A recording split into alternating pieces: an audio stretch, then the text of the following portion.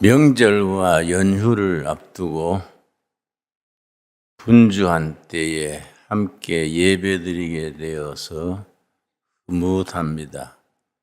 하나님께서 우리 예배를 기뻐 받으실 줄로 압니다.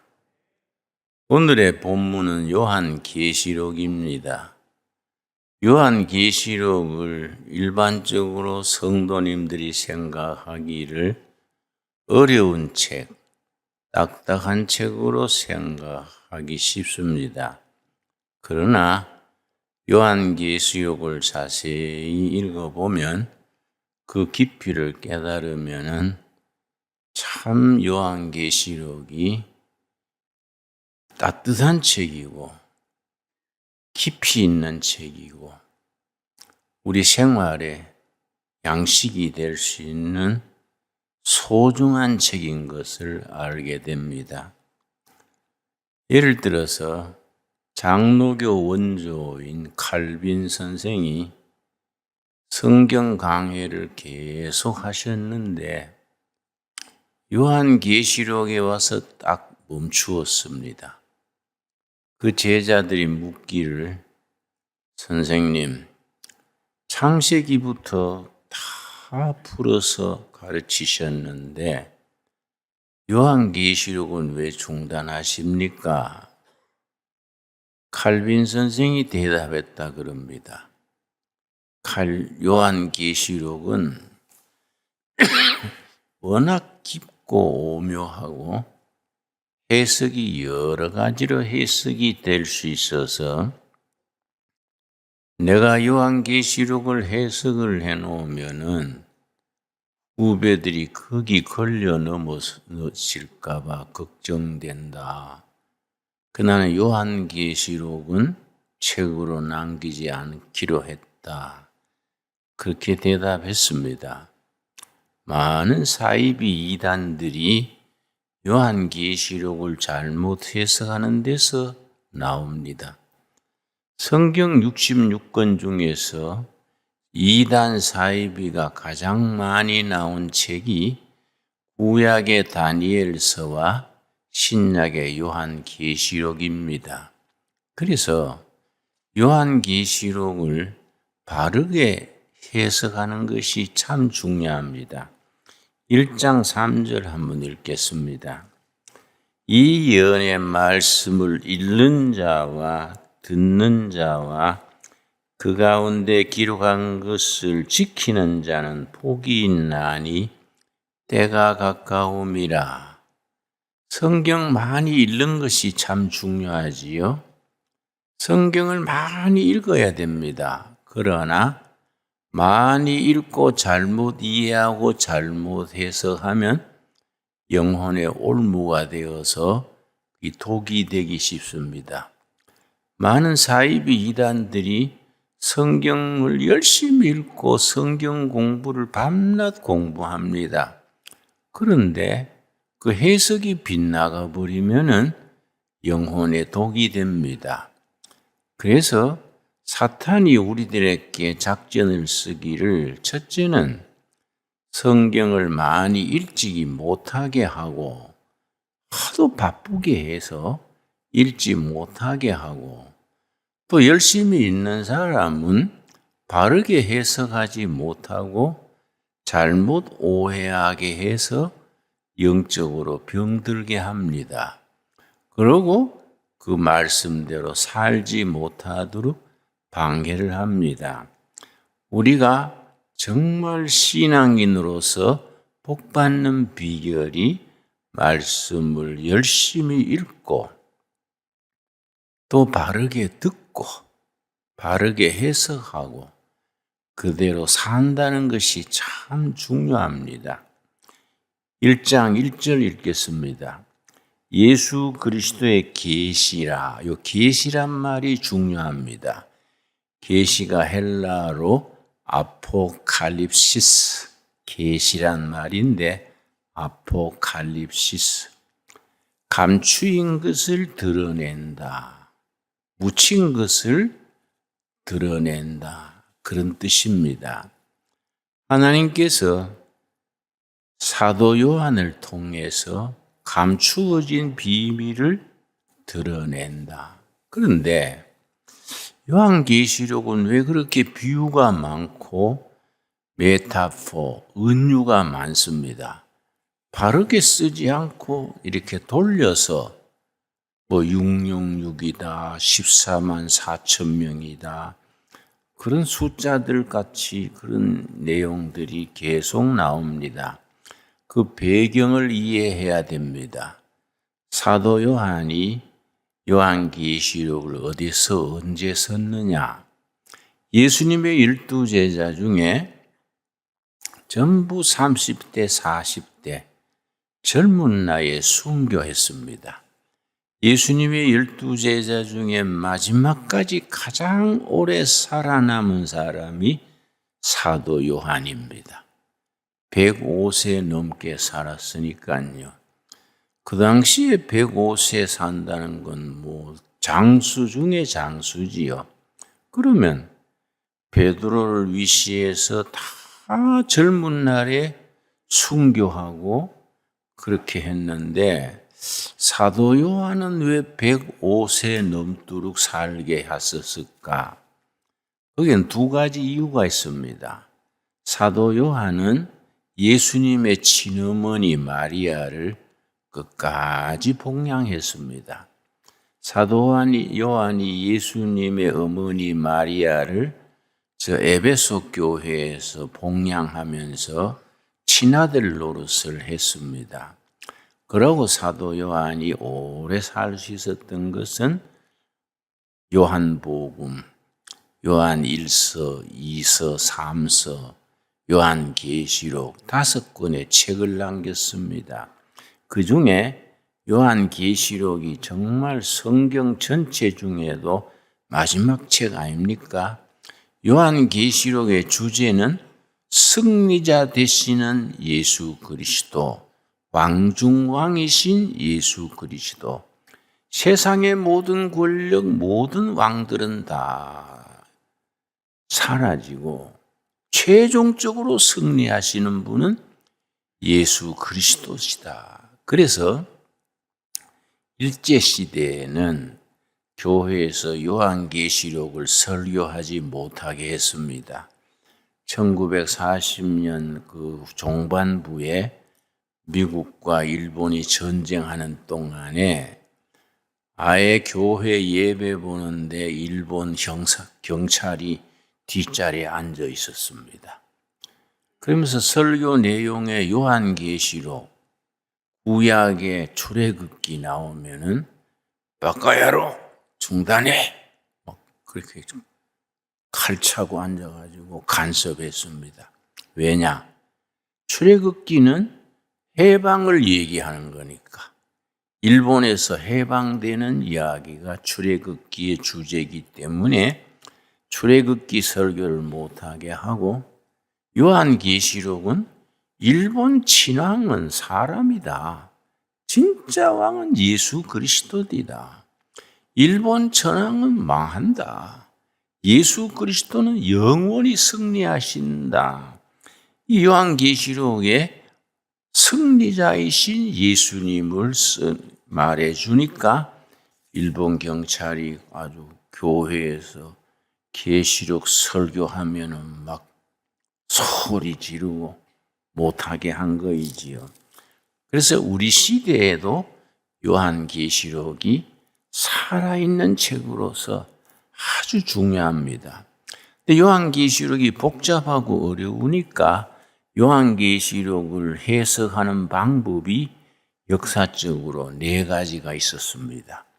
요한계시록의 해석법, 그래서 4가지 해석법이 있어 왔는데, 그건 신학자들의 얘기니까 우리가 거기까지는 공부 안 해도 되겠고, 요한복음을 읽을 때 3가지를 명심해야 합니다. 요한계시록의 독자가 누구냐 하면은 4절입니다. 4절 말씀. 1장 4절. 요한은 아시아에 있는 7 교회에 편지하노니, 아시아에 있는 7교회, 에베소 교회, 버가모 교회, 필라델피아 교회, 이런 7교회에 그 당시에 소아시아 지방, 지금은 터키 지역입니다. 거기에 있던 7교회에 편지하는 내용입니다. 그러니까 요한계시록의 독자는 아시아 7교회가 그 독자들이지요. 그러니까 그 당시에 7교회의 사도 요한이 뭘 말씀을 전했느냐? 첫째입니다. 근데 그때 끝난 교훈이 아니고 아시아 7교회는 모든 그리스도의 교회를 대표하는 거다. 지금 지상에 있는 모든 교회에 요한계시록은 뭘 말씀하느냐? 두 번째 교훈이지요. 지금 신광두레 교회에 요한계시록이 뭘 말씀하시느냐? 이 두 번째입니다. 세 번째는 뭐냐면은 요한계시록에 이 세상 마지막 날에 있을 예언이지요. 그걸 종말론적 예언, 종말론적 사상, 종말론적 예언. 세상 끝날에 가서 어떤 일이 일어나느냐. 요한계시록의 아주 마지막 부분이지요. 그리고 세 가지를 우리가 늘 염두에 두고 요한계시록을 읽어야 하는데, 아까 말씀드렸듯이 105세까지 장수하면서 요한의 업적이 요한계시록을 쓴 책인데 어디서 썼느냐? 유배 생활하면서 감옥에 갇혀서, 감옥이 아니고 이제 밤모섬, 성경에서는 밤모섬 그러지요. 지중해에 있는 페트모스 섬을 밤모섬 그럽니다. 성경 번역을 조금 현대화하는 게 좋겠지요. 밤모섬 그러면 뭐 사전에 찾으면 없어요. 이 페트모스 아일랜드, 지중해 에베소 앞에 밤모섬이 있습니다.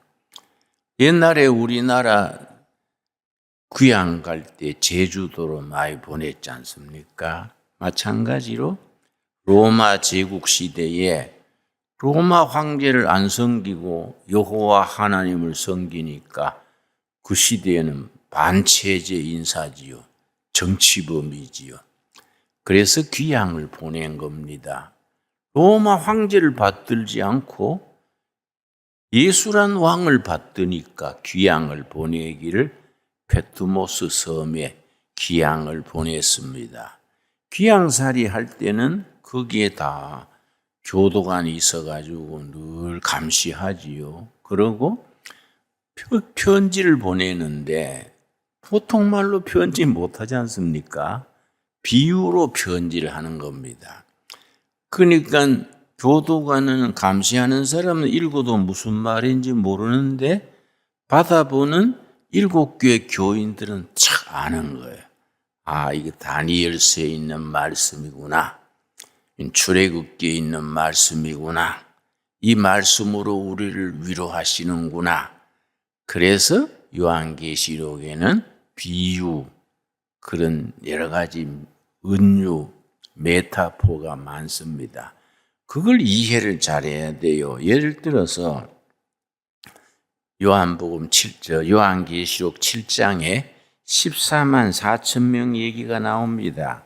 7장 4절 한번 보겠습니다. 7장 4절 말씀. 요한계시록 7장. 많은 사람들이 이 구절에 함정에 빠집니다. 7장 14절 말씀. 7장 4절. 내가 인침을 받은 자의 수를 들으니, 인친다는 것은 하나님이 자기 백성으로 도장 찍는 거지요. 내 백성이다. 딱 도장 찍는 겁니다. 하나님의 구원의 백성으로 도장 찍힌 사람, 인침을 받은 자의 수를 들으니 이스라엘 각 지파 중에서 인침을 받은 자들이 몇 명이지요? 14만 4천 명이니, 이게 사람들이 걸려 넘어지는 겁니다. 가장 대표적인 경우이 박태선 전도관이지요. 박태선 전도관에 구원받는 사람 14만 4천 명이 들어온다는 겁니다. 14만 4천 명이 들어오려면은 막 집 팔고 논 팔아가지고 바치고 그 들어오는 거지요. 이 14만 4천 명, 그러니까 요즘 대구에서 유명했던 신천지의 그 교주가 박태선 가방 들고 다니던 사람이기 때문에 그 배운 거지요. 지금 또 신천지도 14만 4천 명이 구원받는 사람들이다. 나머지는 다 예배당 다녀봐야 헛일이다. 헛농사 짓는 거다. 그런 식이지요. 그래서 14만 4천 명에 들어가지 못해서 안달입니다. 직장도 사표내고 어떤 자매들은 가정도 남편 자식들도 놔둬버리고 14명 4천 명에 들어가려고 그 들어가는 거예요. 그런데 이 요한계시록을 바로 이해하면은 14만 4천 명이 왜 나왔냐면은 이 성경이 굉장히 요한계시록의 숫자를 중요시합니다. 하늘의 수가 3이지요. 성부, 성자, 성령 3. 땅의 수는 동서남북, 사복음 4지요. 그래서 하늘의 수 3하고 땅의 수 4를 더하면 7이지요. 그래서 성경에 7을 중요시하지요. 7 천사, 7 교회, 7 나팔, 7이 완전수입니다. 7에서 하나가 빠지면 얼마입니까? 6이지요. 이건 사탄의 수지요. 사탄의 개수를 666이라 그러지요. 그러니까 로마 황제가 666이요. 교인들을 핍박하고 사형장으로 보내고, 그러니까 로마 황제는 성경의 말로는 666이요. 사탄의 개수지요. 그런데 하늘의 수 3하고 땅의 수 4를 곱하면 10이지요. 12아들, 12지파, 12제자. 그 12제자가 완전수인데 12이. 12에 12를 곱하면은 144입니다. 12 곱하기 12는 144지요. 거기에 1000을 곱해요. 그러면 14만 4천 명이 되는 겁니다. 왜 1000을 곱하느냐? 히브리어 언어 습관에 많은 거는 1000이에요. 엄청 많은 거는 뭡니까? 많이지요. 그래서 사울과 다윗에 대해서 다윗이 골리앗을 쓰러뜨리니까 인기가 하늘같이 높아져서 아줌마들이 길에 나와가지고 다윗을 환영하면서 사울이 죽인 자는 천천히요, 다윗이 죽인 자는 만만히로다. 그 말을 사울이 듣고 열받은 거예요. 그래? 나는 천이고 다윗은 만이라? 그럼 다윗이 다음에 할 건 내 왕자를 뺏는 것밖에 더 있냐? 사울이요, 불쌍한 사람이요, 아주 의심이 많고 조울증 같은 게 있었어요. 참 사울이 불행한 사람입니다. 다윗의 시기심 때문에 자기 인생을 망친 거지요. 많다가 천이요, 천. 엄청 많다는 만이지요. 헤아릴 수 없이 많다는 뭐이겠습니까? 하늘의 별같이 많다. 그게 3단계로 나가는 겁니다. 그러니까 계시록 7장 14절에 하나님의 구원받은 사람, 이마에 하나님의 토장받은 사람 숫자가 14만 4천 명이다. 이것은 12 곱하기 12, 144명의 많은 것을 나타내는 1000을 곱해가지고 14만 4천, 구원받은 백성 전체를 말해주는 겁니다. 그 숫자를 가지고 14명 4천 명이 하늘의 정원이다. 이건 사실은 말이 안 되는 거이지요. 근데 거기에 빠져서 또 헷가닥 넘어가는 사람들이 있어요. 그러니까 성경 말씀을 조심해 다루어야 되고 바른 신학을 가지고 바로 읽어야 되지, 잘못 읽으면은 폐가 망신하는 겁니다. 그러니까 사도 요한이 그 유배 생활하면서 마음껏 편지 쓸 수 없지 않습니까? 비유로 쓰는 거예요, 비유로. 응? 13만 4천 명이니 666이니 그러니까 로마 황제는 멸망한다 이 말을 쓰면은 사형당하지 않습니까? 그러니까 모든 편지는 검열하거든요. 응? 나도 감옥에 있어 봤는데 편지를 써서 주면은 교도관이 다 검열해서 검열 도장 찍어서 집으로 배달합니다. 또 나중에 또 다 압수돼 버렸어요. 안 좋은 내용 있다고. 마찬가지죠, 그때. 그때는 더 하지 않았겠습니까? 사도 요한이 에베소 7교회, 소아시아 7교회 편지하면서 로마 황제는 결국은 망한다. 이러면 안 되지요. 그러니까 666은 멸망한다. 사탄의 개수는 멸망한다. 이해가지요? 그래서 그런 배경을 이해하고 요한계시록을 읽으면은 재미가 있고 깊이가 있고 따뜻한 책을 느끼게 됩니다. 그렇게 하니까 요한계시록에는 은유, 비유가 많고 또 요한 사도 요한이 105세가 되도록 목숨 걸고 복음 전했으니까 그 영적 깊이가 엄청나지요. 다른 사도들은 일찍 죽었기 때문에 보지 못한 종말의 세계를 사도 바울은 환히 사도 요한은 보는 겁니다. 그래서 뒤편에 가면은 아주 종말에 있을 얘기, 종말론에 대한 얘기, 특별히 21장, 22장을 천국장이라 그래요. 천국의 모습을 그려주는데 너무너무 환상적이에요. 아주 기막히지요. 그걸 사도 요한이 보는 겁니다. 보고 쓰는 겁니다. 쓰면서 이 글을 읽는 자와 듣는 자와 지키는 자는 복이 있으리로다. 참 귀한 말씀이지요. 그러니까 사도 요한이 그렇게 유배범으로 페트모스 섬에 갇혀 있으면서 이걸 썼다는 걸 우리가 이해를 하고 읽어야 되지요. 그래서 여러분 한번 시간 나면은 소아시아 7교회 성지순례를 가면요. 에베소 요한이 시무하던 교회가 에베소 교회예요. 에베소 교회 목회하면서 자꾸 로마 황제에 대해서 반체제적인 설교를 하니까 그 앞에 있는 섬 페트모스 섬에 유배를 간 거예요. 그런데 요한이 페트모스 섬에 유배 있으면서 그 굴이 하나 있습니다. 관광 가면 그 굴을 반드시 안내해요.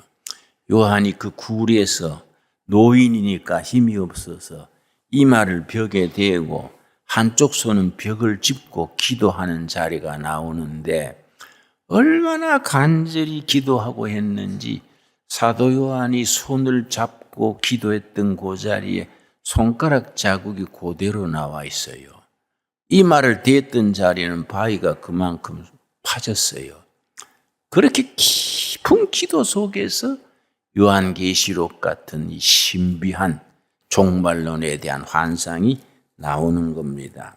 그래서 7교회에 대해서 쓴 책이면서 7교회가 그 7교회로 끝난 게 아니다. 지금 우리들 모든 교회에 해당되는 말씀이다. 그리고 환난 날에 우리가 어려움을 극복하고 골방에서 또 교회 기도실에서 간절히 기도하지 않습니까? 그 기도가 하나님이 사용하신다. 1장 10절이지요. 1장 10절 말씀. 주의 날이 무슨 요일이겠습니까? 일요일을 주의 날이라 그러는 겁니다. 왜 일요일이냐? 로마 황제가 태양의 아들이거든요. 로마 황제를 섬기는 날이 일요일입니다. 일요일. 그러고 월요일은 달신 섬기는 날이고 일요일은 태양신 섬기는 날인데 태양신의 아들이 로마 황제지요. 그래서 로마 시민들은 로마 황제, 태양신의 아들인 로마 황제를 섬기는 날이 일요일인데 무엄하게도 겁도 없이 예수 믿는 사람들은 그날 로마 황제를 섬기는 날 부활하신 예수님을 섬기는 겁니다. 그래서 주일이 우리는 일요일 안 그러지요. 주의 날, 주일 그래요. 주일. 예수님이 부활하신 날. 그러니까 안식교 같은 데서는 구약 시대는 토요일을 안식일로 했으니까 구약의 전통을 따라 토요일이 섬겨야 진짜다. 그 일요일 섬기는 교회를 일요교회 그래가지고 좀 나쁘게 말하지요. 그런데 로마 황제 섬기는 날 일요일 아니고 우리 초대교회 제자들은 우리 주님이 부활하신 날이다. 주의 날이지요. 얼마나 참 통이 큽니까? 로마 황제 안 섬기고 예수 섬기다가 막 사자굴에 끌려가는데 관계없어요. 응? 우리는 우리 왕 대신 승리자 대신 예수님 섬기다가 우리는 천국으로 간다. 사자굴에 가도 감옥에 들어가도 재산이 뺏겨도 관계없어요. 그러니까 이 사도 요한이 주의 날에 유배 가가지고 혼자서 예배 드리니까 얼마나 적적하겠습니까? 자, 10절 다시 읽습니다. 주의 날 충분히 이해하셨지요? 내가 성령에 감동되어 내 뒤에서 나팔 소리 같은 큰 음성을 들으니 이 참 중요합니다. 그 주일날에 혼자서 유배지에서 굴에서 조용히 기도하지요. 소근소근 기도하는데 하나님은 그 기도가 나팔 소리처럼 크게 전하는 거예요. 우리가 위로받아야 됩니다. 그래서 요한계시록에 나팔 얘기가 많습니다. 7 나팔, 첫째 나팔, 둘째 나팔 얘기가 계속 많은데 그 나팔이 가지는 요한계시록의 의미는 우리가 골방에서 외롭게 혼자서 소곤소곤 기도하지요. 우리가 새벽 제단에서 집에서 기도할 때 큰 소리로 합니까? 조근조근 그렇게 조용히 기도하는데 하나님은 그 기도를 하늘나라에서는 확대경으로 듣는 거예요. 나팔 소리처럼 퍼지는 겁니다. 그래서 우리 7장에 보면은 하나님께서 6째 나팔이 끝나고 7째 나팔 시작되기 전에 조용해라. 하나님께서 조용해라. 왜냐? 내가 지상의 기도를 들어야겠다. 모든 걸 조용하게 하고 하나님이 귀 기울여서 땅에서 성도들이 그 어려운 처지에서 핍박 중에서 소곤소곤 기도하는 것을 하나님이 들으시는 겁니다. 하나님이 들릴 때는 어떻게 들리는 겁니까? 나팔 소리로 들리는 거예요. 한번 상상을 해보십시오. 얼마나 굉장합니까? 여러분 요즘 학문 중에 나비 효과 하는 말을 많이 씁니다. 나비 효과. 서울에서 나비가 날개짓을 한단 말이에요. 서울에서 나비가 날개짓을 하면 이 파동이 자꾸 커져가지고 미국 뉴욕에서 들을 때는 큰 천둥 번개 친다는 거예요. 이게 나비 효과라 그래요. 물리학에서 나오는 얘기인데 우리가 기도가 나비 효과예요. 나는 골방에서 신강두레교회에서 조용히 소근소근 기도하는데 하나님 귀에 들릴 때는 나팔 소리로. 그래서 가만히 읽어보면요. 6째 나팔에서 7째 나팔 울리는 사이에 하나님이 조용해라. 내가 들어야 한다. 지상에서 성도들의 기도 소리를 들어야 한다. 기도 소리가 하늘에 상달돼 가지고 나팔 소리로 들리는 겁니다. 생각만 해도 기분이 좋지 않습니까? 그러니까 우리가 소리 낼 거 없어요. 막 쫙 하고 목이 그렇게 쉬도록 그래 안 해도 조용해도 이 나비 효과인 거예요. 하나님은 나팔 소리로 들으시는 겁니다. 큰 소리를 해야 하나님이 들을 것처럼 생각하는 거 우리 걱정이지 하나님이 뭐 그럴 택이 있겠습니까? 그래서 10절 다시 읽겠습니다. 주의 날에 내가 성령에 감동되어 내 뒤에서 나는 나팔 소리 같은 큰 음성을 들으니 11절 소아시아 7교회 얘기가 나옵니다.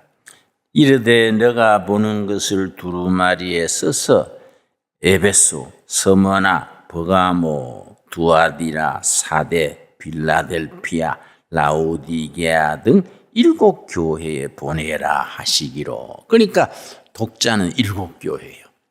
7교회 교인들이 이 편지를 읽고 이렇게 비유로 썼지만은 딱 눈치채는 거예요. 왜냐? 영적인 언어로 쓰니까. 그러나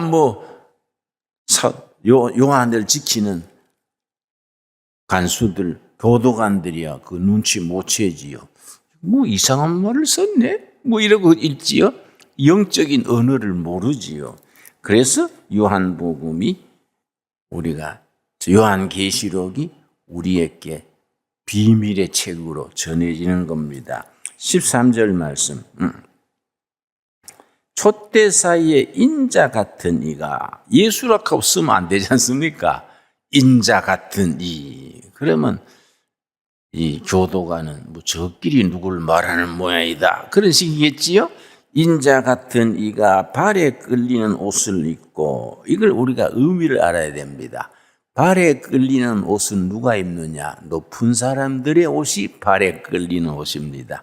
평민들은 그저 쫄대바지 같은 옷 입고, 높은 사람들은 왕이나 이런 제상들은 바닥에 끌리는 옷을 입는 겁니다.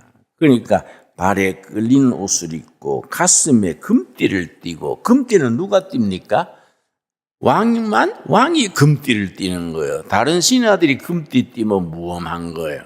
그건 안 되지요. 그런데 왕중왕이신 예수님을 나타낼 때 발에 끌리는 옷을 입고 가슴에 금띠를 띠고, 또 14절 그의 머리와 털의 희기가 흰 양털 같고 순결하신 왕이다. 로마 황제처럼 지저분하고 욕심내고 그런 왕이 아니다. 흰 양털 같고 눈 같으며 그의 눈은 불꽃 같고, 불꽃같이 아주 위엄이 있어서 보는 사람을 압도시킨다 이거지요. 자, 그의 발은 풀무불에 단련한 빛난 주석 같고, 그때 주석은 단단한 광물질이지요. 발이 주석 같다는 말은 뭘 나타내느냐? 흔들리지 않는다. 우리의 왕 대신 인자 같은 이 예수님은 어떤 시험, 환난, 유혹에도 흔들리지 않는 발이 주석 같으신 분이다. 그의 음성은 맑은 물소리와 같으며 아무리 시끄럽고 요란해도 맑은 물소리는 들린다. 이해가 갑니까? 이렇게 읽으니까. 그렇게 요한 계시록을 읽으면은 말씀에 우리 가슴에 닿는 거지요. 자, 그래서 20절 말씀, 20절. 너가 본 것은 너 오른손에 7별의 비밀과 또 7 금촛대라. 7 별은 7 교회의 사자요, 7 촛대는 7 교회니라. 자, 우리 인자 같은 이 예수님이 한 손에는 오른손에 7 별을 잡고 있는 거예요. 또 왼손에는 7 촛대를 잡고 있는 겁니다. 7 촛대는 7 교회예요. 그래서 신강둘의 교회도 주님이 보실 때는 촛대예요, 촛대. 신강둘의 촛대예요. 7 촛대, 7 교회를 잡고 7 교회를 관할하는 천사가 7 별이요. 7 교회를 주관하는 하나님의 사자, 천사가 7 별이다.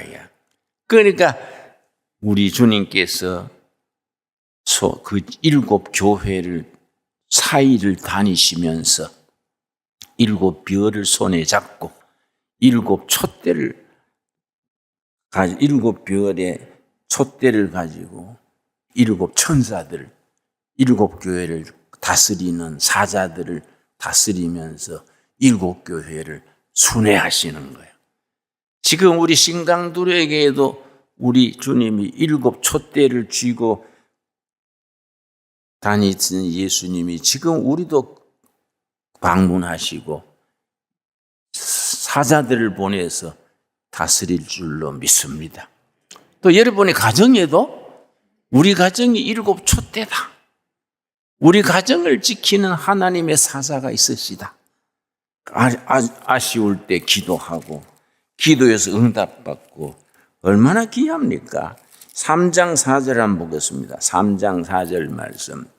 자, 우리가 요한계시록을 차근차근 풀어 이해하면 뭐 끝이 없지요. 뭐 몇 시간 계속 하도 재미가 있겠지만은 예배 시간이니까 3장 4절 5절만 오늘은 읽겠습니다. 그러나 사대에 그 옷을 더럽히지 아니한 자 몇 명이 너게 있어 흰옷을 입고 7 교회 중에 사대 교회가 있는데 흰옷을 입은 성도들이 있다. 흰옷은 하늘나라의 유니폼이 흰옷이요. 정결한 생활, 때 묻은 옷이 아니고 흰옷을 입을 것이요. 내가 그 이름을 생명책에 결코 지우지 아니하고 예수 믿고 순교하고 믿음을 지킨 사람들은 흰옷 입고 살아가는데 그 이름이 어디에 있다고요? 생명책. 요한계시록 20장에 생명책에 나오는 거예요. 생명책. 구원받은 사람의 이름을 기록해 놓은 책이 생명책인데 그 책의 주인은 누구겠습니까? 어린 양의 생명책. 예수님이 생명책 주인이요. 여러분, 자기 이름이 생명책에 기록된 줄 믿습니까? 우리 천국 가면 좀 흰옷 입고 어린 양 예수님 생명책 주인하고 같이 우리가 장막을 이루고 사는 거이죠. 자, 5절 말씀. 이기는 자는, 그러니까 시험과 환난 날의 마지막까지 이겨야 되지요.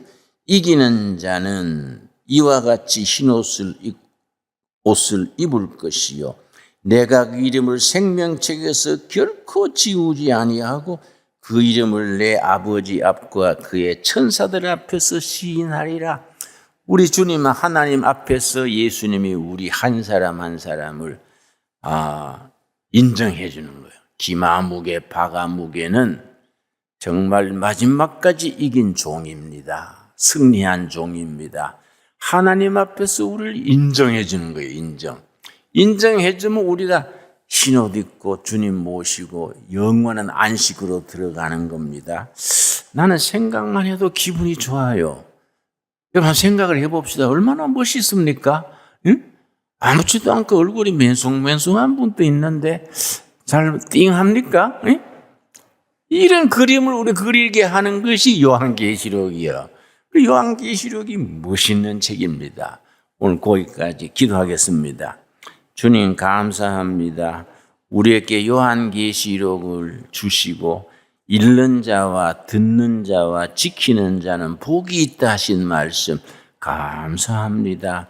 우리가 하늘나라 흰옷 입고 생명책에 이름이 있어서 영생을 누릴 수 있는 그 요한복음의 복음을 우리가 아멘으로 받아 누리게 하여 주시옵시며 이 땅에 사는 동안에 시험과 환난과 유혹이 있을지라도 마지막까지 이기는 자가 되어서 하나님 앞에서 인정받는 시인받는 우리가 되게 하여 주시옵소서. 예수님 이름 받들어 기도드려 싸움나이다. 아멘.